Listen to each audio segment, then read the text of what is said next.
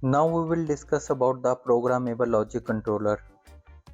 In this advanced industrial automation, Programmable Logic Controllers (PLCs) stand as the unsung heroes, silently the operations of the countless machines and processes.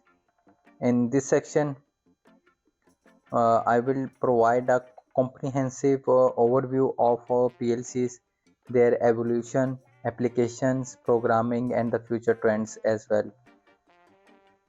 First, evolution of PLCs. The story of PLC begins with the need to replace complex relay-based control systems in the mid-20th century.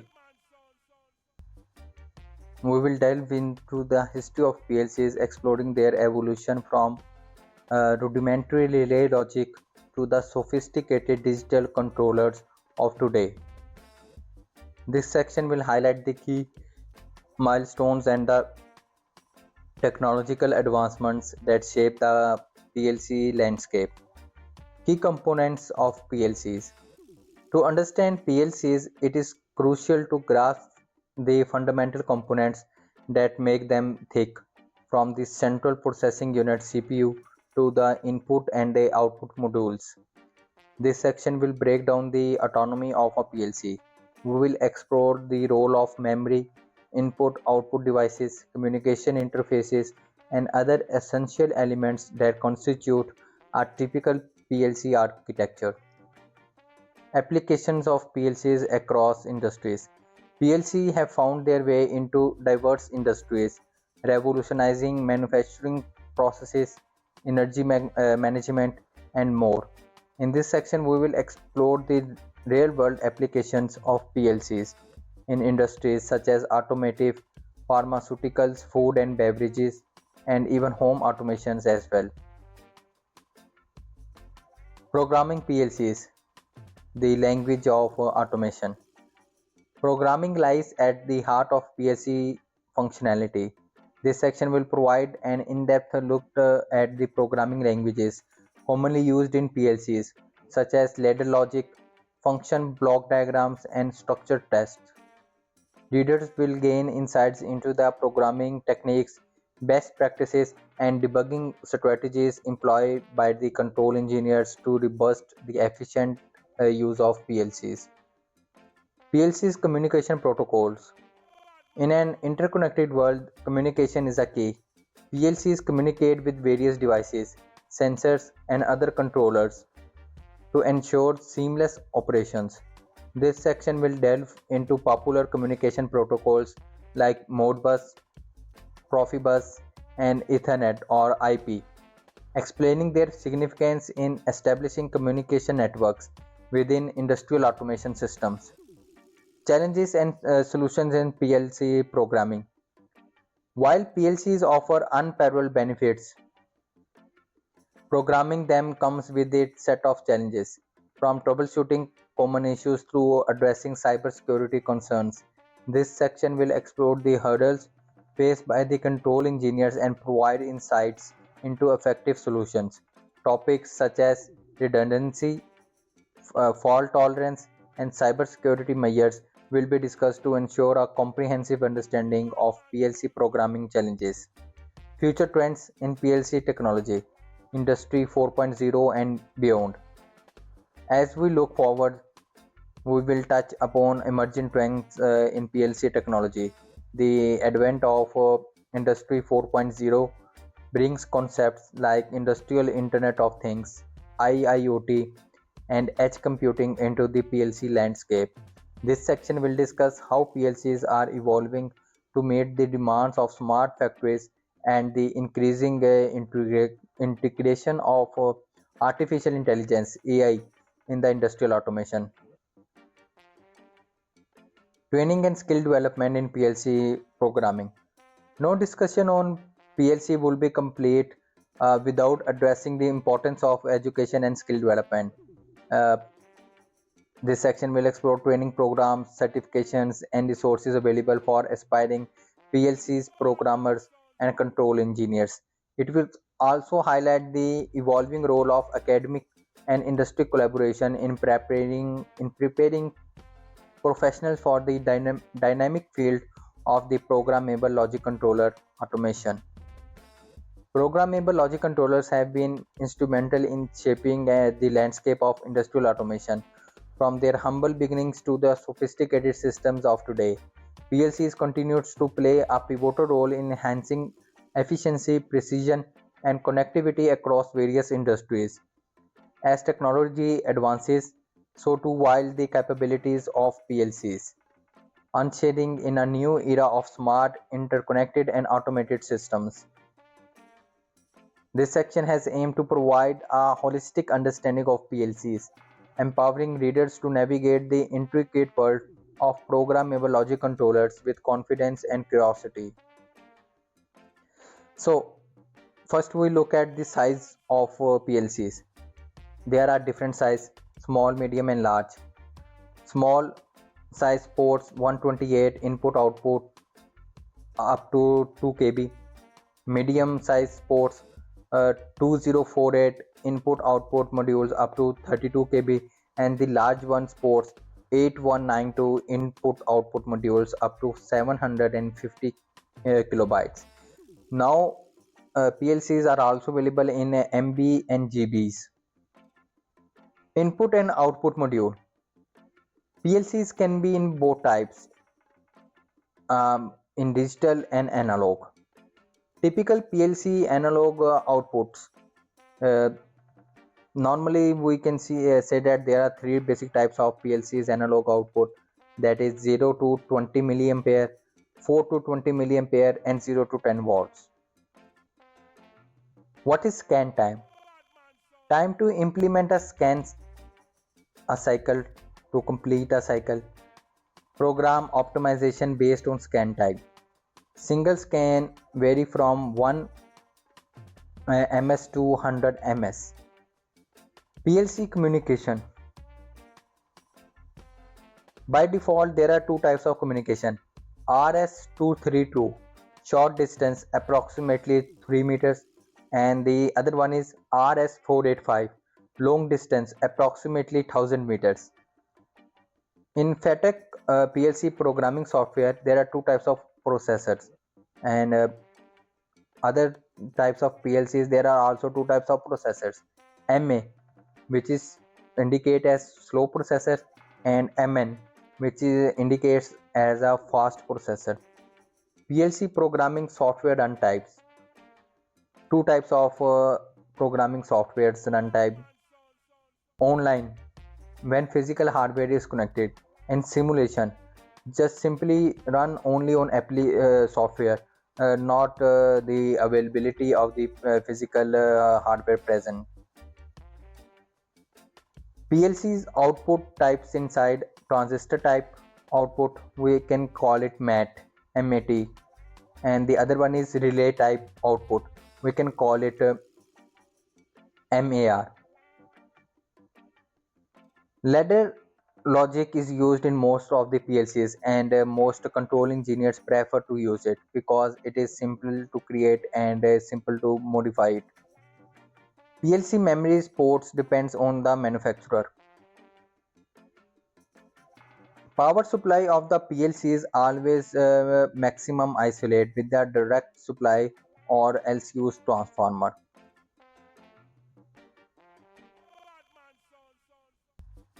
First we have power supply, then we have processor, and then we have program device, and on the sides of processor we have input and output devices connected. Types of PLCs programming languages are: ladder diagram, short form LD; sequential function charts, short form SFC; function block diagram, short form FBD; structure text, short form ST; and the last one we have instruction list, IL. Discrete input, also referred as digital input. This is either on or off, are connected to the PLC digital input. In the on condition, it is referred to as logic 1 or a logic high, and in the off condition may be referred to as logic 0 or logic low. In PLC programming, the complete operation and programming works on the principle of binary operation 0 and 1, because we use all types of logic gates and or NAND, NOT and universal gates. So all the operation and all the instructions that we give to the program that we given to the PLCs are based on the 0 1 form. 0 mean low or off and 1 mean high or on. Scanning process during PLC running mode. Phase 1 read input scan. Phase 2 program execution. Phase 3 diagnostics or communications, and phase 4 output scan. Now let's go through with the popular PLC manufacturers and network. Allen Bradley, its network is Data Highway, and Gold Modicon, its network is Modbus. Third one we have General Electric, its network is GE, Net Factory LAN. Mitsubishi, its network is Melsec and /net. Fourth manufacturer we have Square D, its network is SY or NET.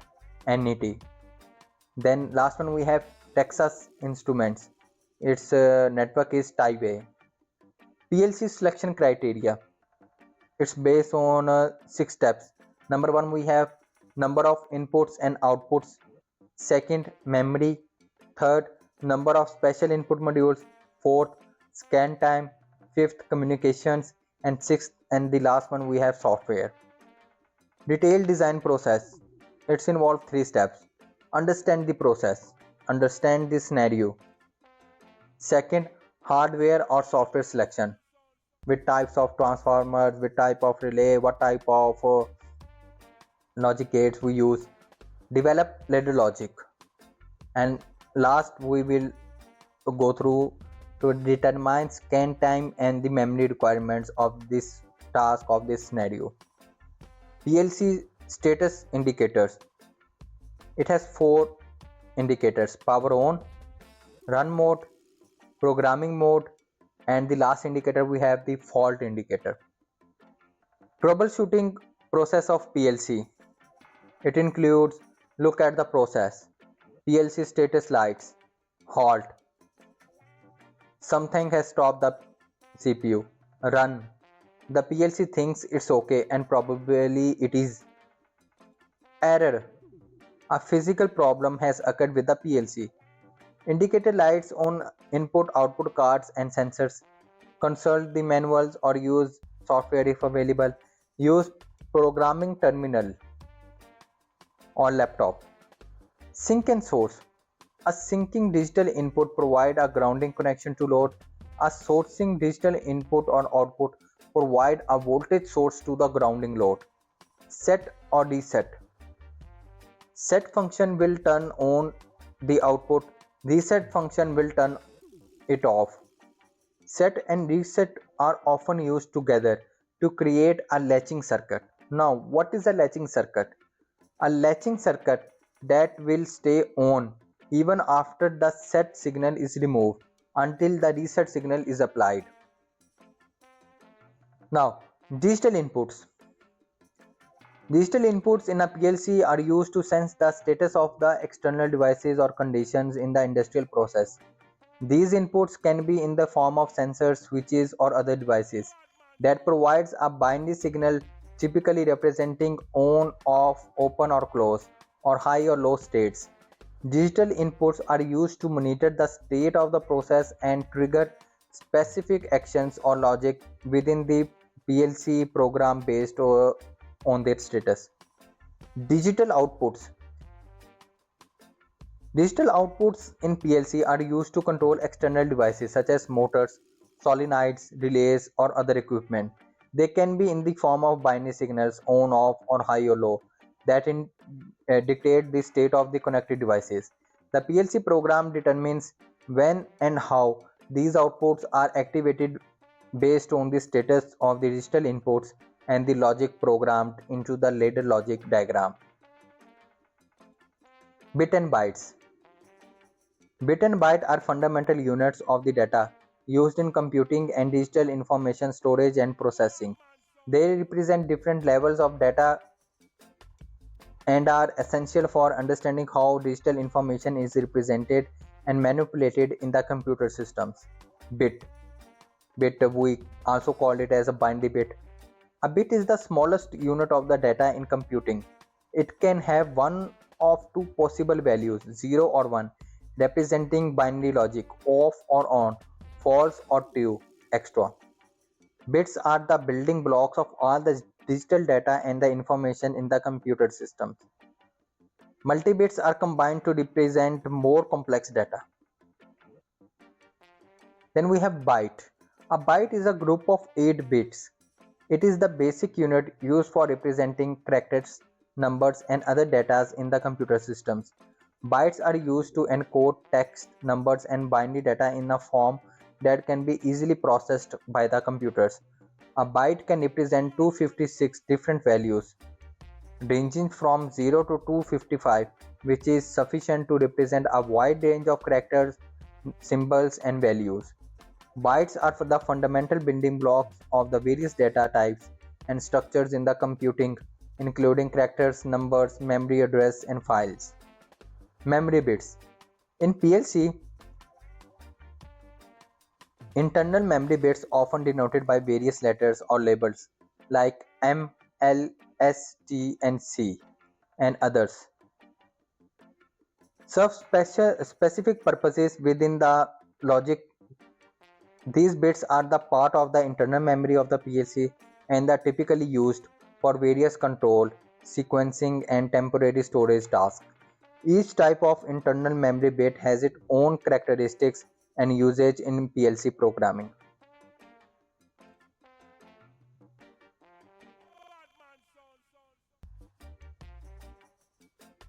M and L memory bits. M stands for marker bits. M bits are used for temporary memory storage and control functions. They often serve as flags or markers to indicate specific conditions or events. M bits are typically reset at the beginning of each scan cycle. Example, M0, M1, M2. L bits, we can call it as latch bits. L bits are used for memory retention in later logic programs. They latch or hold their state even if the conditions that set them change. L bits are often used for one shot or toggle operation. Example, L0, L1, L3, and so on. T bits. T bits are used in conjunction with timers for timing and delay function. We can also call it as a timer bits. They indicate whether a timer's preset value has been reached or not.